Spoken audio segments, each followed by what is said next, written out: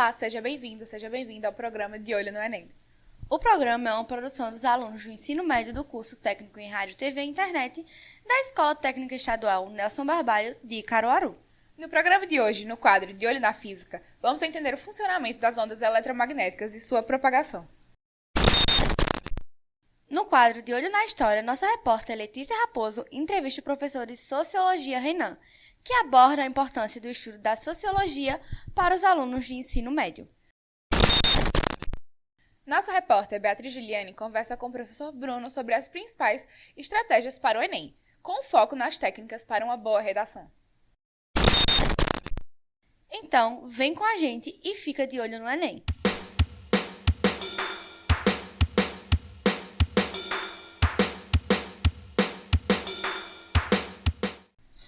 Você já parou para pensar como funcionam as ondas eletromagnéticas e como elas se propagam ao nosso redor? Para saber um pouco mais sobre isso, temos uma convidada especial, a professora Thaís Silva, da Escola Técnica Estadual Nelson Barbalho. Ela vai nos ajudar a descobrir como essas ondas viajam e como objetos, como papel alumínio, podem interferir na transmissão de sinais. Isso mesmo. E olha, tem até um experimento prático que a professora Thaís usa para demonstrar o que chamamos de blindagem eletrostática. Parece complicado, mas ela explica tudo de uma forma simples.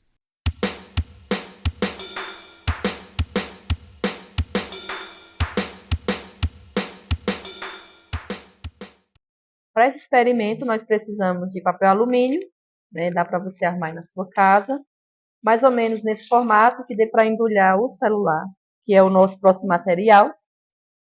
Nós temos 2 celulares, tá? E eles precisamente têm que estar com a área ali funcionando perfeitamente para fazer funcionar o experimento.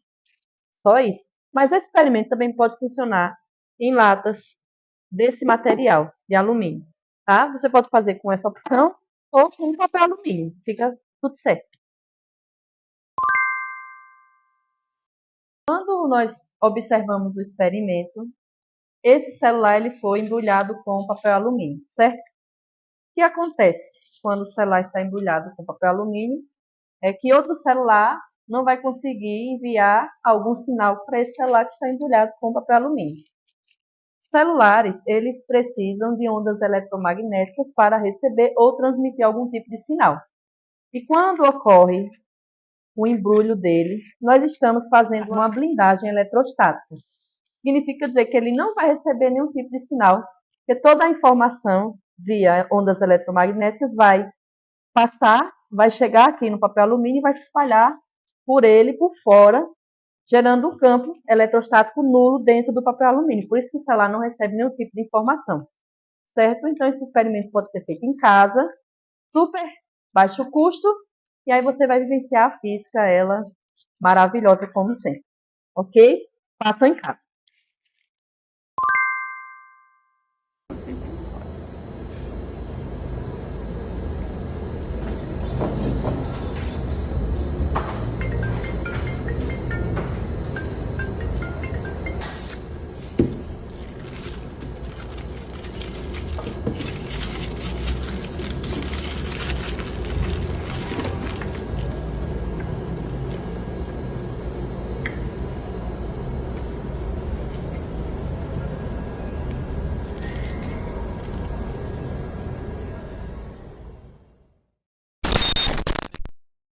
É incrível pensar que um material tão simples consegue bloquear o sinal.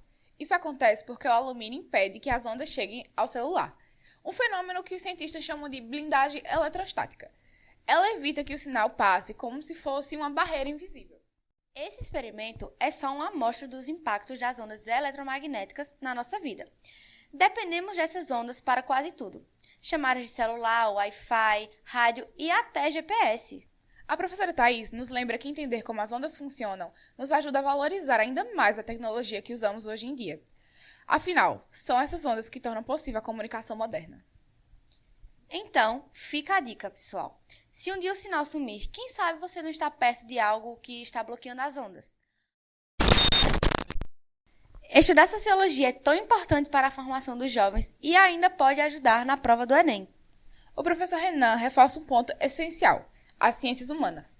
É isso mesmo. Nossa repórter Letícia Raposo entrevistou o professor de Sociologia Renan. Acompanhe a entrevista.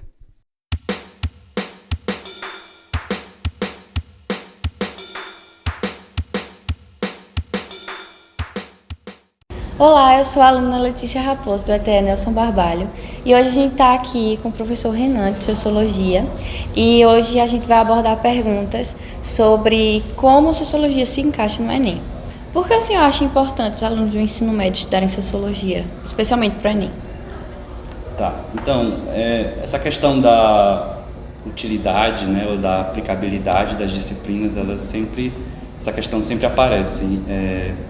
Nas disciplinas de física, química, matemática, a gente consegue ver uma aplicabilidade comercial maior, né? A gente se orienta para essas disciplinas, então a gente vai fazer uma engenharia, algo do tipo, isso vai acabar em algum setor produtivo, a gente consegue ter uma visão a respeito do produto final, né? Então a gente consegue ver um produto final a partir dessas disciplinas. Também a biologia, com a questão da área de saúde, então a gente consegue ver profissionais, né, se encaminhando nesse sentido. Então, filosofia e sociologia, elas sempre foram disciplinas, e as humanidades em geral, mas sociologia e filosofia especificamente, elas sempre foram disciplinas que sempre foram questionadas a respeito da utilidade e da necessidade no ensino médio e no Enem, enfim. Então, acredito que a resposta ela tem dois níveis aí. O primeiro nível é a que questiona a própria noção de utilidade. Então, será que nós só podemos estudar e fazer coisas que tenham uma aplicabilidade ou uma utilidade prática? Ou será que nós podemos também desenvolver habilidades para além dessa aplicabilidade? E no segundo nível dessa questão da utilidade, acredito que, querendo ou não, uma formação humanística nessas disciplinas acaba contribuindo para a formação de cidadãos, de pessoas críticas, aptas a viver em sociedade, a se situar e a apreender as coisas a partir de uma perspectiva mais crítica. Que dica vocês dariam? Bem, eu vou tomar a minha experiência. Quando eu fui estudar para o Enem, eu já sabia qual curso eu iria cursar, então eu sabia que eu precisava me dar bem em humanas, especificamente, e as outras eu precisava tirar pelo menos o mínimo. Então, eu foquei nas matérias que eu tinha menos facilidade, matemática, física, química, enfim. Revi os conteúdos que eu já tinha visto no ensino médio e me preparei a partir desses conteúdos. Estudei a partir dos conteúdos. A gente sabe que tem uma lista de conteúdos, enfim, e aí eu fui procurando esses conteúdos e foi basicamente isso. Então, eu acredito que para um aluno se preparar bem para o Enem, ele tem que saber mais ou menos o que ele quer fazer com essa nota do Enem, claro, saber os pontos fracos, se autoconhecer para saber quais são os seus pontos fracos e a partir desses pontos fracos você investir para que você consiga atingir a sua meta, que é aquele curso específico. Muito obrigada, professor, pela disponibilidade de poder gravar com a gente. Eu agradeço pela oportunidade de adquirir conhecimento e muito obrigada por acompanharem até aqui. Até a próxima. Obrigado a vocês. Muito interessante a explicação do professor Renan. O conhecimento sociológico permite entender melhor questões sociais, políticas e culturais que aparecem nas provas e isso é um diferencial para quem quer ir bem no Enem e nas outras avaliações. E para fechar o programa de hoje, temos dicas valiosas para você que está se preparando para o Enem. Vamos falar sobre técnicas para redação, fontes de pesquisa e interpretação de texto. É isso aí! A nossa repórter Beatriz Juliane entrevistou o professor Bruno, que trouxe orientações fundamentais para quem quer ir bem na prova. Ele destaca, por exemplo, a importância de escolher bem as fontes de pesquisa e de sempre checar a credibilidade. Acompanhe a reportagem de Beatriz Juliane.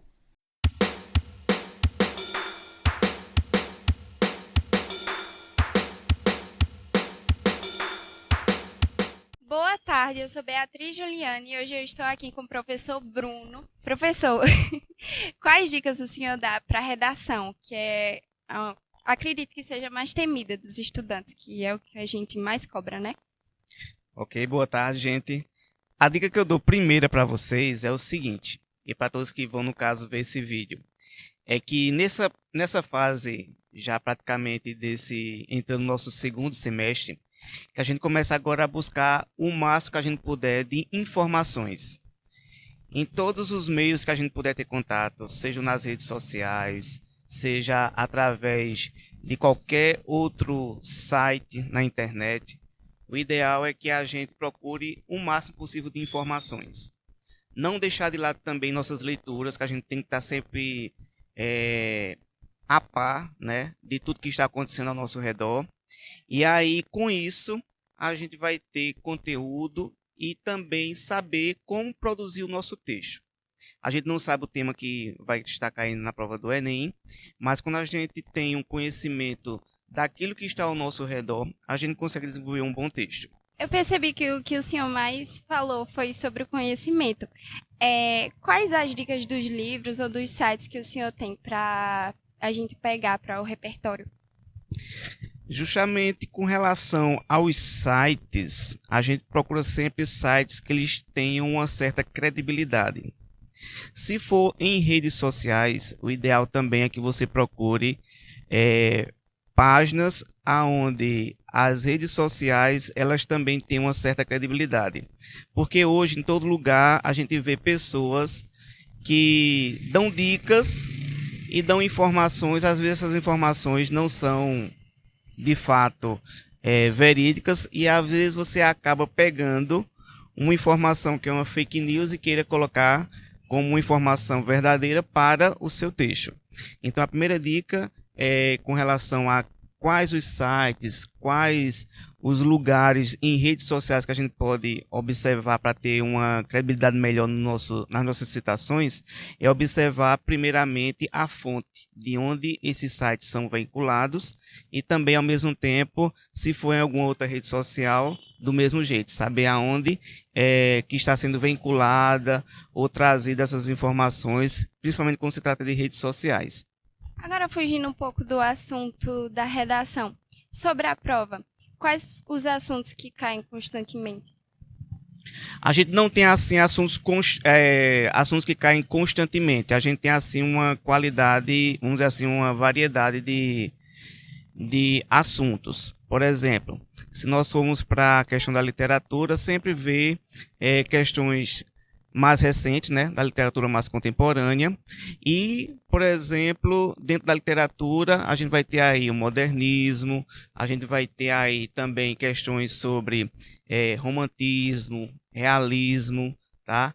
Então vamos dizer assim, dentro das escolas literárias, são textos que assim sempre estão sendo repetidos em algumas edições do Enem. Com relação à prova de português em si, a gente tem que ter uma atençãozinha, principalmente para a quantidade de textos. Então, os textos eles precisam ser lidos com atenção.